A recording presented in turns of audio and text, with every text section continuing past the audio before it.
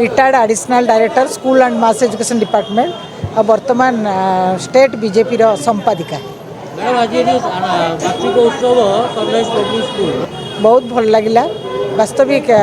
Principal जो चेष्टा प्राण चेष्टा जे गोटे आदर्श स्कूल भाव में यहाँ गढ़ी तोड़ाकू से निश्चय फलवर्ती हो बोली आशार जना जाऊँगी। आउ स्टाफ मैंने बहुत डिसिप्लिन अभिभावक मैंने बहु परिमाण आसछन्ति प्राय अभिभावक मैंने आसती किंतु एटी गोटे आश्चर्य कथा जे समस्त अभिभावक आसछन्ति तेणु यह पिला उत्साहित कर